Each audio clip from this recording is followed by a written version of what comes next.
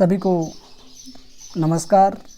आज हम कक्षा 11वीं की हिंदी साहित्य की अंतरा जो किताब है उसमें पद्माकर के 3 कविता का अध्ययन करेंगे।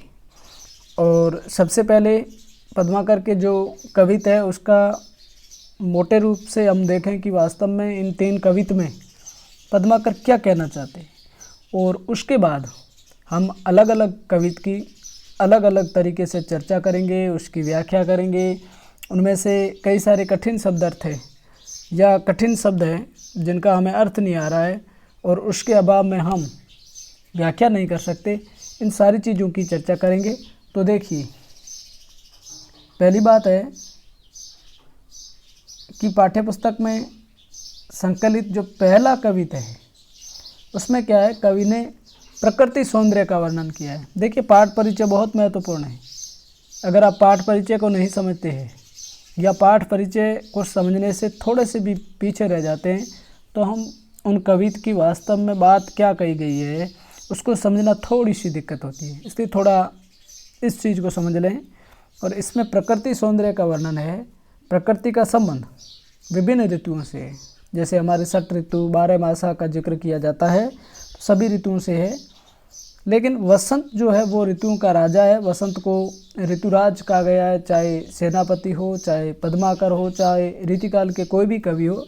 वसंत ऋतु जो है वो ऋतुराज कहलाता है। वसंत के आगमन पर प्रकृति विहग और मनुष्यों की दुनिया में जो सौंदर्य संबंधी परिवर्तन आते हैं, कवि ने इसमें उसी को लक्षित किया है कि मनुष्य हो, प्रकृति हो, पशु पक्षी जीव जानवर सबके बदलाव देखने को मिलते हैं। पहले कविता में तो बात हुई इस तरह से। अब आप आगे देखिए। अब आपके दूसरे कविता की हम बात करें तो दूसरे कविता में भी देखिए, थोड़ा सा ऊपर दूसरे कविता में गोपियाँ लोक निंदा और सखी समाज की कोई परवाह किए बिना कृष्ण के प्रेम में डूबना चाहती है। यानी कि श्याम रंग चढ़ गया है, कृष्ण प्रेम में डूबे रहना चाहती है। और अंतिम कविता जो है उसमें हम वर्षा ऋतु के जो सौंदर्य है, जिसमें भौरों का गुंजार है, मोरों का शोर है, सावन में झूलने का दृश्य है, मेघ के बरसना या मेह के बरसने को कवि नेह के रूप में देखता है।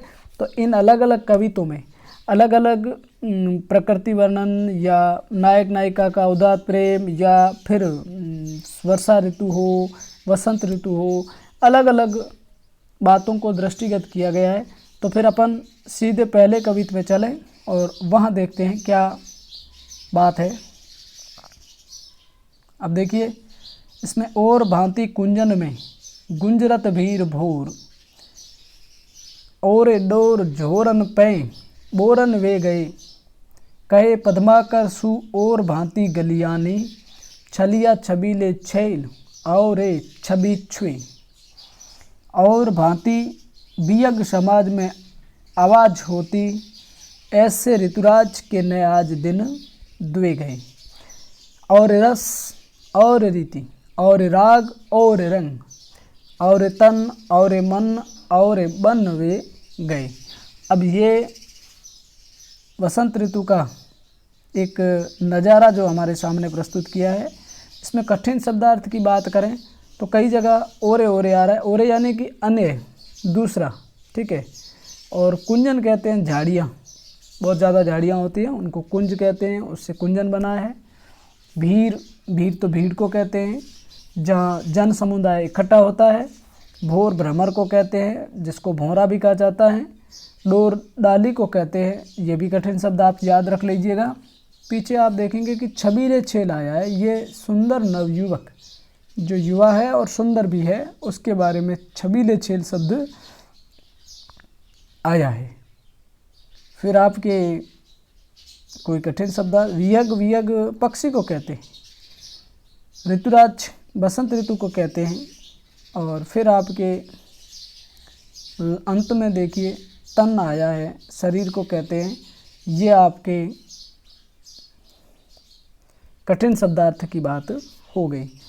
अब आपके सीधे हम व्याख्या की तरफ जाएं तो यहाँ पर कवि पद्माकर जो है वो प्रकृति सौंदर्य का वर्णन करते कहते हैं कि प्रकृति में वसंत ऋतु जो है वो ऋतुओं का राजा है, और उसके आने से जो और भांति कुंजन में गुंजरत भीर भोर, और डोर झोरन में बोरन वे गए।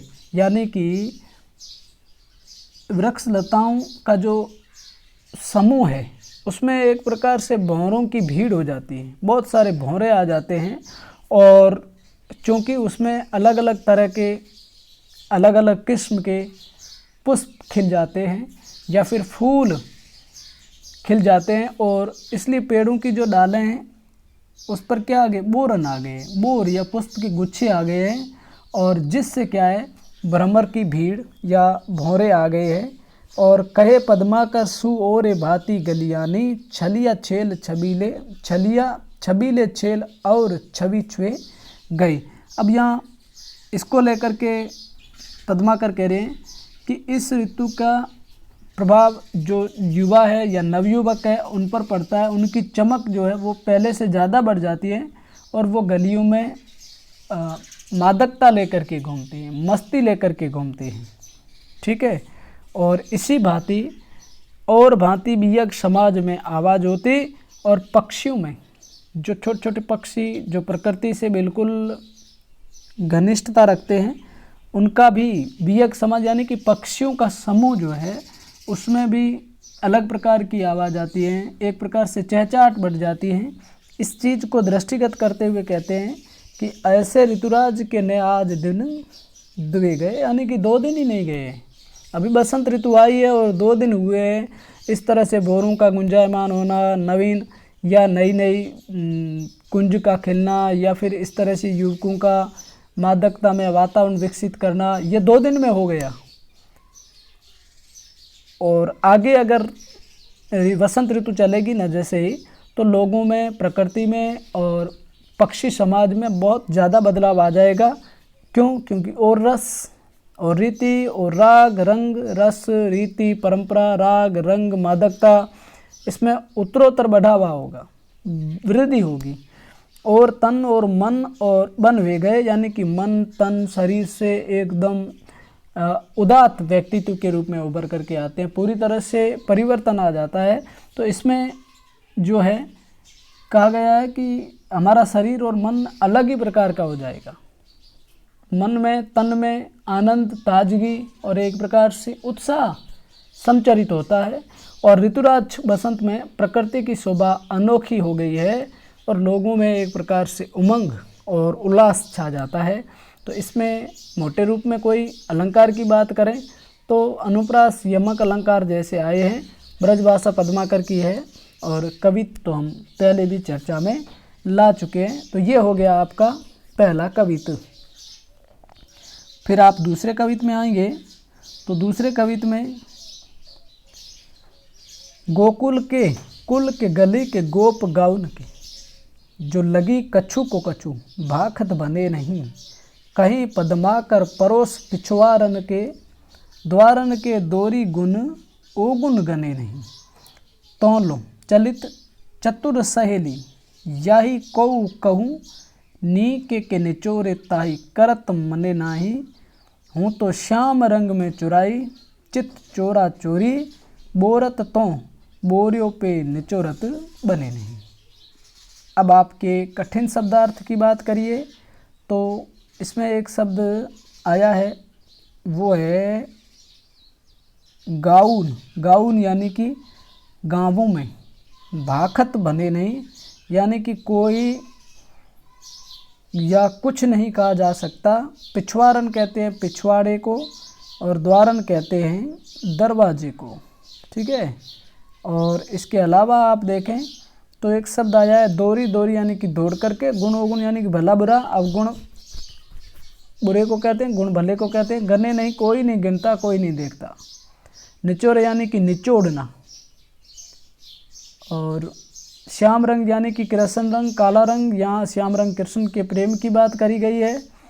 चित्त हृदय को कहा जाता है। बोरत बोड़ना जिसको हम कहते हैं, जिसको डुबोना कहते हैं। निचोड़न यानी कि निचोड़ना। ये आपके कठिन शब्द है, और इन्हीं कठिन शब्दों के आधार पर हम पूरा एक प्रकार से व्याख्या कर सकेंगे। तो ये तो हुए कठिन शब्दार्थ दूसरे कवित के। इसमें आप देखेंगे कि गोकुल के कुल के गली के गोप गाउन के जो लोग कछु को कछु भाखत बने नहीं, यानी कि जो गोकुल गांव में होली का दृश्य होता है, वहाँ पर होली के समय लोगों में एक प्रकार से उस आनंद उत्सव को मनाने का आनंद ही अलग होता है। और जिसमें गोपियाँ हैं या गोप जो गवाले हैं, वो लोक निंदा और सखी समुदाय की परवाह करे बिना कृष्ण प्रेम में, श्याम रंग में डूबने का एक ये दृश्य नज़ारा बनता है, जिक्र उसी का है। पद्माकर इसमें कहते हैं कि बसंत ऋतु के आने से होली के अवसर पर जो है गोकुल के गांव में अलग अलग कुल यानी कि अलग अलग परिवार के जो ग्वाले होते हैं वो होली की मस्ती में मस्त रहते हैं, और उनको जैसा कुछ लगता है या उनके विचार जैसे भी आते हैं, हंसी मजाक करना हो, फूहड़ भाषा की बात करनी हो, कह देते हैं। उसमें भले बुरे का कोई परवाह नहीं और गुण अवगुण की कोई परवाह किए बिना अपने पड़ोस में या अपने पीछे के या पिछवाड़े के दरवाज़ों पर भाग भाग करके जाते हैं। क्यों? क्योंकि श्याम रंग या होली का उत्सव है और वो किसी को मानते नहीं हैं, और उनको तो बस यही है कि हमें होली खेलनी है, होली के त्यौहार को आनंद उत्सव के रूप में मनाना है। फिर आप आगे देखेंगे कि इस होली के अवसर में एक गोपी पर श्याम रंग पड़ गया। ठीक है, क्या श्याम रंग? तोन लो चलित चतुर सहेली याहू कोहू कहूँ, नीके के निचोरे ताई करत मने नहीं, हूँ तो श्याम रंग में चुराई चित चोरा चोरी, बोरत तो बोरे पर निचोरत बने नहीं। यानी कि काले रंग या कृष्ण रंग से वो सराबोर हो गई है और वह पूरी तरह से भीगी हुई है। तो उसकी सखी उससे कपड़ा कहती है कि इसको निचोड़ लिया जाए, लेकिन वो मना करती है और अपनी सखी से कहती हैं कि मैं इसी श्याम रंग से डूबे रहना चाहती हूँ। यहाँ श्याम रंग जो है, ध्यान रखना, श्री कृष्ण प्रेम का सूचक है, और इसलिए वो अपने प्रेम रंग ने या श्री कृष्ण के प्रेम रंग ने मेरे हृदय को चुपचाप ही चुरा लिया है। मैं तो कहती है कि इसमें ही मस्त हूँ और अब इसको मैं निचोड़ना नहीं चाहती।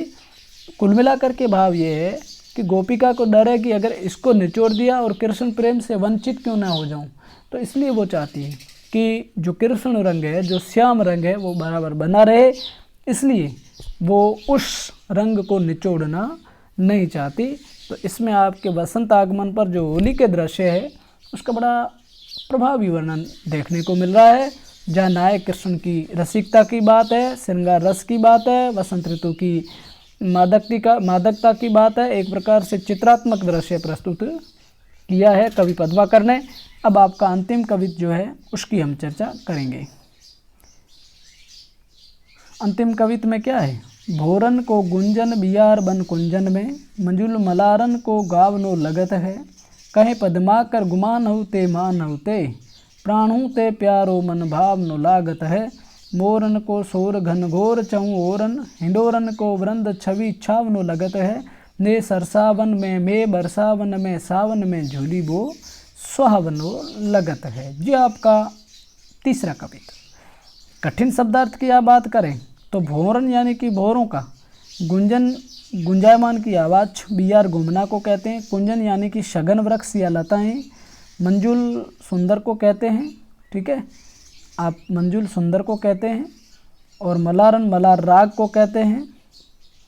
मन भावन मन को भाने वाला जो होता है उसको कहा जाता है।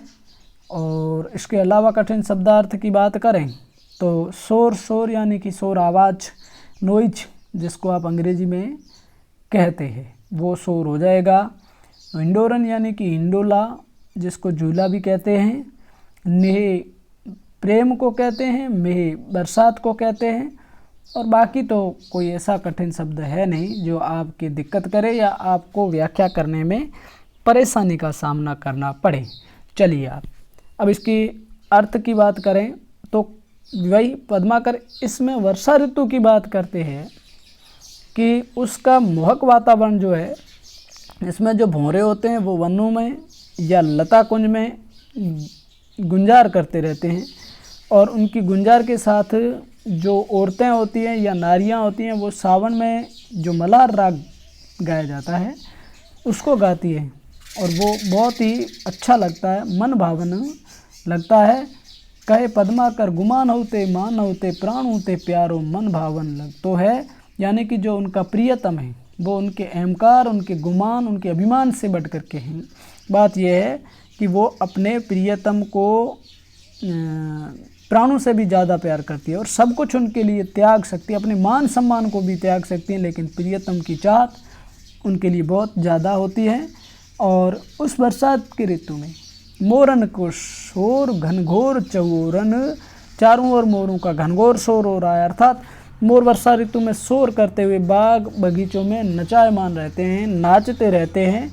और इस ऋतु में हिंडोलों की छवि अर्थात स्थान स्थान पर अलग अलग लोगों द्वारा, स्त्रियों द्वारा जो झूले डाले गए हैं उसका सौंदर्य बहुत ही सुंदर और मनोरम प्रतीत होता है। ने सर सावन में मेह बरसावन में, सावन में झूली बो सुहावनो लगत है, यानी कि यह जो मेह बरस रहा है सिर्फ मेह नहीं बरसता है, यहाँ पर पद्माकर कह रहे हैं कि मेह के साथ में नेह की बारिश हो रही है। नेह यानी कि प्रेम, प्रेम की बरसात हो रही है, क्योंकि जो सावन के महीने में है जो हिंडोला डाला जाता है उसमें जो गोपियाँ गोप श्री कृष्ण भी उसमें झूलते हैं, तो एक प्रकार से उस मेह ऋतु में एक प्रकार सा नेह झलकता है, एक प्रकार से प्रेम झलकता है।